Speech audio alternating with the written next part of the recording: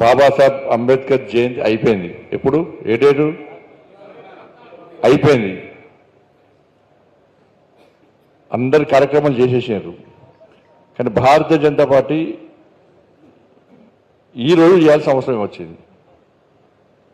గల్లీ నుంచి ఢిల్లీ వరకు కూడా దేశవ్యాప్తంగా బాబాసాహెబ్ అంబేద్కర్ జయంతి ఉత్సవాలను ఇంకా నడుస్తూనే ఉన్నాయి. ఇంకా బాబాసాహెబ్ అంబేద్కర్ భారతీయ జనతా పార్టీ నాయకుడు కాదు, మనకు సంబంధం లేదు, జనసంఘ నాయకుడు కాదు.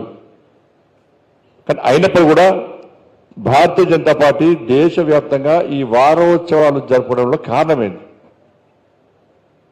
కాబట్టి ఒక అణగారి వర్గాలు ఒకటి ఆశాజ్యోతి, అంటరానితనాన్ని తొక్కేసి కుల రక్కసిని కూగటి వేలుతో పగిలించి ఇలా పేదలందరూ కూడా ఒక ఆశా జ్యోతిగా ఉన్నటువంటి ఒక వ్యక్తి కాబట్టి ఇలా భారతీయ జనతా పార్టీ దేశవ్యాప్తంగా వారోత్సవాలు నిర్వహిస్తున్నది. మీరు చూడండి, ప్రభుత్వం ఏ ప్రభుత్వం వచ్చినా కూడా ఇవాళ కేవలము 14వ తేదీ నాడు నామమాత్రంగా ఒక అధికారిక కార్యక్రమం పెట్టి కనీసం ఆ రోజున అంబేద్కర్ గారి జయంతి రోజున అంబేద్కర్ గారి చరిత్ర చెప్తారా అంటే ఆ రోజు కూడా ఏ నాయకుడు కూడా అంబేద్కర్ గారి చరిత్ర చెప్పారు. వాళ్ళ ప్రభుత్వం గురించి వాళ్ళ గొప్పతనం గురించి చెప్పుకునడం, ఇంకో పార్టీని విమర్శించడం తప్ప ఏ పార్టీ అధికారంలోకి వస్తే కూడా తూతు మంత్రంగా అంబేద్కర్ జయంతి ఉత్సవాలు చేస్తున్నారు తప్ప నిజంగా బాబాసాహెబ్ అంబేద్కర్ చరిత్రను గ్రామ స్థాయిలో తీసుకునే ప్రయత్నం ఎవరు చేస్తలేరు. కానీ కేంద్రంలో నరేంద్ర మోడీ గారి ప్రభుత్వం ఏర్పడ్డ నుంచి కూడా ప్రతి బాబాసాహెబ్ అంబేద్కర్ జయంతి సందర్భంగా వారం రోజుల పాటు గల్లీ గల్లీలో బస్తీ బస్తీలో గ్రామ గ్రామాన మన బాబాసాహెబ్ అంబేద్కర్ జయంతి ఉత్సవాలను వారం రోజుల పాటు ఘనంగా నిర్వహిస్తున్నారని ఏకైక ప్రభుత్వం నరేంద్ర మోడీ ప్రభుత్వం, ఏకైక పార్టీ భారతీయ జనతా పార్టీ. ఎందుకంటే బాబాసాహెబ్ అంబేద్కర్ మీద కమిట్మెంట్, ఆ ఆలోచన, ఆ విశ్వాసం వారిని స్ఫూర్తిగా తీసుకొని ముందుకు పోతున్నాం కాబట్టి ఇలా భారతీయ జనతా పార్టీ ఈ కార్యక్రమాన్ని ఘనంగా నిర్వహిస్తున్నది. ఇవాళ మహనీయుడి యొక్క చరిత్ర మనకు తెలుసు. కేవలం బాబాసాహెబ్ అంబేద్కర్ ఇంత గొప్ప వ్యక్తి కావడానికి కారణం ఏంటో మనందరికీ తెలుసు. అతి పేదరికంలో జన్మించిన వ్యక్తి, అనేక అవమానాలు, అనేక ఇబ్బందులు, అనేక కష్టాలు భరించి ఎక్కడ వెనుకలు వేయకుండా లక్ష్యాన్ని ఎంచుకొని ఆ లక్ష్యాన్ని చేరుకోవాలని ఒక తపనతోని, ఒక కసితోని, ఒక సంకల్పం తీసుకొని ముందుకు ఒక మహానుభావుడు బాబాసాహెబ్ అంబేద్కర్. ఇలా తిండి లేకున్నా, చదువుకోవడానికి పైసలు లేకుండా ఒక్క పూట భోజనం చేసి వీధి లైట్ల కింద చదువుకొని పైసలను ఆదా చేసుకొని ఆ పైసలు ఒక్క పూట భోజనం చేసి ఆదా చేసుకుని డబ్బుతోని పుస్తకాలు కొనుక్కొని వాళ్ళ కష్టపడి చదువుకున్న వ్యక్తి బాబాసాహెబ్ అంబేద్కర్. ఇవాళ చదువు కోసం విదేశాల్లో చదువుకోవాలని చెప్పి ఒక తపన, ఒక ఆలోచన, చేతుల పైసలు చిల్లి గవ్వలేదు, ఎవరు సహాయం చేసే పరిస్థితి లేదు. తోటి స్నేహితుల యొక్క ఆలోచనని ఇవాళ బరోడా మహారాజ్ దగ్గర పోయి నేను విదేశాలకు వెళ్ళి చదువుకోవడానికి ప్రయత్నం చేస్తున్నా, నాకు సహకరించి మహారాజ్ అంటే ఆయన కూడా మీరు విదేశాల్లో చదువుకొని వచ్చిన తర్వాత 10 సంవత్సరాలు నా ఆస్థానంలో పనిచేస్తే నేను విదేశాలకు పోయే అవకాశం ఇస్తా, ఆర్థికంగా సహకారం చేస్తా అంటే తప్పని పరిస్థితిలో విదేశాల్లో చదువుకొని వచ్చి ఇచ్చిన మాట ప్రకారం బరోడా మహారాజ్ దగ్గర 10 సంవత్సరాలు పనిచేసేటువంటి ఒక గొప్ప మహనీయుడు గారు బాబాసాహెబ్ అంబేద్కర్. ఇవాళ మనం కాదు, ఐక్యరాజ్య సమితి బాబాసాహెబ్ అంబేద్కర్ అణగారిన వర్గాలకు ఆశా జ్యోతి అని చెప్పి ప్రకటించిందంటే ఇంతకంటే గొప్ప మహానుభావుడు ఇవ్వలేరు. ఐక్యరాజ్య సమితి ప్రకటించింది బాబాసాహెబ్ అంబేద్కర్ జయంతిని. మరి అటువంటి వ్యక్తి ఈరోజు మనకు ఒక స్ఫూర్తి పదార్థంగా ఇవాళ ప్రపంచంలో అన్ని దేశాలు చూడండి ఆకలితో అలమటిస్తున్నాయి. ప్రజాస్వామ్యం ఎక్కడ లేదు, ప్రభుత్వం ఎప్పుడు ఉంటుందా, ఎప్పుడు పోతుందా, ఇక్కడ ఏం ప్రపంచ వ్యాప్తంగా అనేక దేశాలు అతలకుతలం అయిపోతున్నాయి.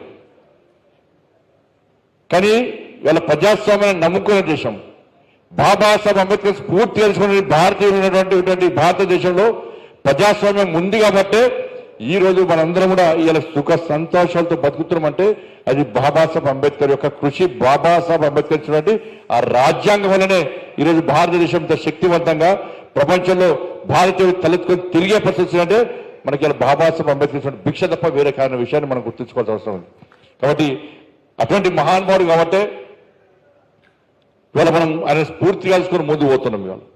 ఇవాళ నరేంద్ర మోడీ గారు ప్రధానమంత్రి అయిన తర్వాత ఒక ఛాయ్ అమ్ముకునే వ్యక్తిని, ఒక ఛాయ్ అమ్ముకునే కుటుంబం నాది. కానీ ఛాయ్ వల్ల వాళ్ళ దేశ ప్రధాని ఏంటంటే నాకు బాబాసాహెబ్ అంబేద్కర్ పెట్టిన భిక్ష వల్లనే నేను దేశ ప్రధాని అని చెప్పి ఒక ప్రధానమంత్రి స్థాయి వ్యక్తి పార్లమెంట్ సాక్షిగా ఈ దేశ ప్రజలకు అంబేద్కర్ యొక్క గొప్పతనాన్ని చూపెట్టినట్టే ఒక్కసారి బాబాసాహెబ్ అంబేద్కర్ను నరేంద్ర మోడీ గారి ప్రభుత్వం, భారతీయ జనతా పార్టీ ఏ విధంగా ఆదరిస్తున్నది, ఏ విధంగా వారి ఆలోచనను క్షేత్ర స్థాయిలో తీసుకుపోవాలని ప్రయత్నం చేస్తూ ఒకసారి ఆలోచించండి. అందుకే ఈ వారోత్సవాలు. బాబాసాహెబ్ అంబేద్కర్ చరిత్ర కేవలం భారతీయ జనతా పార్టీ నాయకులకు, కార్యకర్తలకు కాదు, ప్రతి వ్యక్తికి ఈ కులము, ఆ కులము, ఈ మతము, ఆ మతము, ఈ పార్టీ, ఆ పార్టీ, ఈ వర్గం, ఆ వర్గం కాకుండా ప్రతి భారతీయునికి బాబాసాహెబ్ అంబేద్కర్ యొక్క కృషి, బాబాసాహెబ్ అంబేద్కర్ యొక్క చరిత్రను తెలుసుకున్నప్పుడే ఇవాళ రాబోయే రోజుల్లో మనం కూడా ముందుకు పోయేటువంటి అవకాశం ఉందని భావించిన తర్వాతనే, ఎందుకంటే ఇవాళ మనకి చిన్న ఆపద వస్తే, చిన్న కష్టం వస్తే ఈ కష్టం వచ్చేదా, ఈ బాధ ఎందుకు అని చెప్పి మనం ఇంకా పోతాం మనం. కానీ అంబేద్కర్ అనే వ్యక్తి ఒక లక్ష్యాన్ని ఎంచుకున్నాడు. ఈ దేశానికి నేను ఏదో ఒకటి చూపెట్టాలి, ఈ దేశం కోసం ఏదో ఒకటి నేను చేయాలి అని ఒక లక్ష్యాన్ని ఎంచుకున్నాడు. దేశం కోసం పనిచేయాలి ఒక లక్ష్యాన్ని ఎంచుకున్నాడు. కాబట్టి ఆ లక్ష్యాన్ని చేరుకోవడానికి ఎన్ని ఇబ్బందులు వచ్చినా కూడా, ఎన్ని అవమానాలు వచ్చినా కూడా తప్పకుండా లక్ష్యాన్ని చేరుకోని చెప్పి వాటిని భరించి ముందుకు వెళ్ళి కాబట్టి ఇవాళ అంబేద్కర్ అనే మహానుభావుడు ఇలా మనకు రాజ్యాంగాన్ని అందించాడు. అటువంటి గొప్ప వ్యక్తి బాబాసాహెబ్ అంబేద్కర్. ఇవాళ మనం గుర్తున్నాం ఇవాళ. కానీ ఇటువంటి మహానుభావుని కాంగ్రెస్ అనే మూర్ఖతో పార్టీ అడుగున అవమానించింది. ఇలా బాబాసాహెబ్ అంబేద్కర్ అవమానించిన party Congress party. Congress party అవమానించిన ఈ బాబాసాహెబ్ అంబేద్కర్ ఇవ్వండి. కులం పేరుతోని లేకుంటే డబ్బులు లేవని చెప్పి కొంతమంది ఏ విధంగా అవమానించారో దానికంటే ఎక్కువ కాంగ్రెస్ పార్టీ బాబాసాహెబ్ అంబేద్కర్ అవమానించింది. కాంగ్రెస్ పార్టీ ఇదే బాబాసాహెబ్ అంబేద్కర్ చరిత్రలో భావితరాలకు అందించకుండా బాబాసాహెబ్ అంబేద్కర్ చరిత్ర ఎవరు తెలియదు.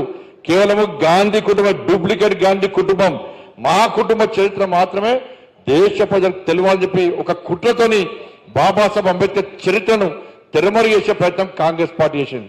ఇవాళ స్వాతంత్ర్యం వచ్చిన తర్వాత నెహ్రూ క్యాబినెట్ లో మహాత్మా గాంధీ సూచన మేరకు నెహ్రూ క్యాబినెట్ లో కాంగ్రెస్ ఏతర మంత్రులు ఇద్దరు. ఎవరు అంటే పార్లమెంట్ సభ్యులు ఎవరంటే బాబాసాహెబ్ అంబేద్కర్, డాక్టర్ శ్యామా ప్రసాద్ ముఖర్జీ ఇద్దరే నెహ్రూ క్యాబినెట్ లో మంత్రులు. ఇవాళ ఆ రోజు నుంచి ఇవాళ బాబాసాహెబ్ అంబేద్కర్ ను కాంగ్రెస్ పార్టీ పొమ్మని లెక్క పొగబెట్టినట్టు ఏ విధంగా అవమానిస్తూ వచ్చిందో మనందరూ తెలిసిన చరిత్ర.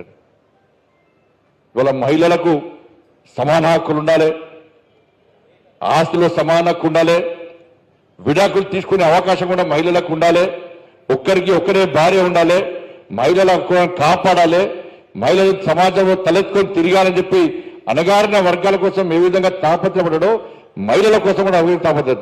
హిందువులు అనేక చట్టాలున్నాయి, వ్యక్తిగత చట్టాలున్నాయి. ఇవన్నీ కాదు, ఒకటే చట్టం రావాలని చెప్పి పరిచయమైన మహానుభావుడు బాబాసాహెబ్ అంబేద్కర్. ఈ దేశంలో అడుక్కున్న వాడైనా అంబానీ అయినా అందరికీ ఒకటే ఓటు హక్కు ఉండాలని చెప్పి ఇవాళ మనకు ఓటు హక్కు కల్పించిన వ్యక్తి బాబాసాహెబ్ అంబేద్కర్.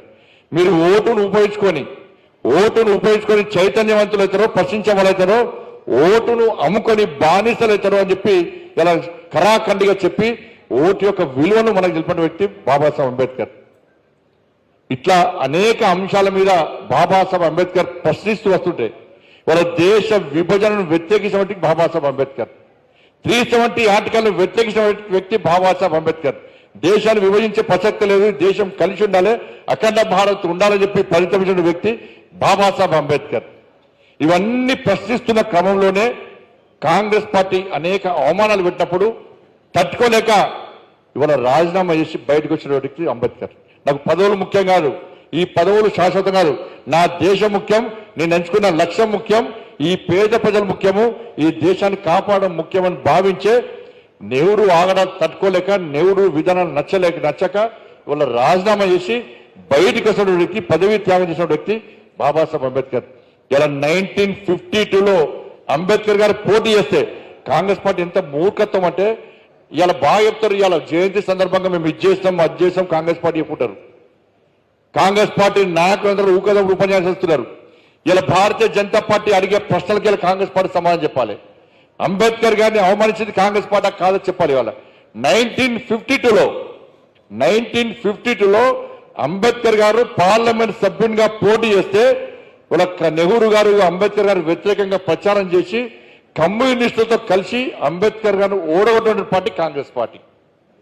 ఇలా 54లో ఉప ఎన్నికలు వస్తే 54లో 1954 ఉప ఎన్నికలు వస్తే బాబాసాహెబ్ అంబేద్కర్ మీద పోటీకి అభ్యర్థి నిలబెట్టిన పార్టీ కాంగ్రెస్ పార్టీ. కజ్గోల్కర్ అనే పేరు. ఇండిపెండెంట్ గా పోటీ చేస్తే అంబేద్కర్ గారు పోటీ చేస్తే అంబేద్కర్ గారి మీద అభ్యర్థి నిలబెట్టి ఇలా అంబేద్కర్ గారిని ఓడగొట్టిన పార్టీ ఇలా కాంగ్రెస్ పార్టీ. ఇలా ఇన్ని సంవత్సరాల అంబేద్కర్ గారికి భారతరత్న ఇవ్వలే. నెహ్రూ ప్రధానమంత్రి ఉన్నప్పుడు ఆయన గొప్ప వ్యక్తిగా ప్రకటించుకొని ఆయనే భారతరత్న ప్రకటించుకున్నాడు. సేమ్ ఇందిరాగాంధీ కూడా ఆమెనే భారతరత్న ప్రకటించుకున్నారు. రాజీవ్ గాంధీ అదే పరిస్థితి. కానీ బాబాసాహెబ్ అంబేద్కర్ కు భారతరత్న ఇవ్వడానికి కాంగ్రెస్ పార్టీ ఏ రోజు ప్రయత్నించలే. ఇంకా అది పక్క పెట్టి బాబాసాహెబ్ అంబేద్కర్ మీద అంబేద్కర్ ను ఓడగొట్టడానికి ఎవరైతే ఇండిపెండెంట్ అభ్యర్థి ఒక అభ్యర్థి పోటీ చేసిండో, కాంగ్రెస్ పార్టీ అభ్యర్థి పోటీ చేసిండో, అంబేద్కర్ గారు ఓడగొట్టిన కజ్జోల్కర్ కు ఇలా పద్మ విభూషణ్ ఇచ్చి సత్కరించిన దుర్మార్గ పార్టీ కాంగ్రెస్ పార్టీ. అంబేద్కర్ కు భారతరత్న ఇవ్వలే. అంబేద్కర్ ను ఓడగొట్టిన వ్యక్తికి మాత్రం ఇలా పద్మ విభూషణ్ ఇచ్చి సత్కరించిన పార్టీ కాంగ్రెస్ పార్టీ. ఇలా అంతేందుకు అంబేద్కర్ గారు చనిపోతే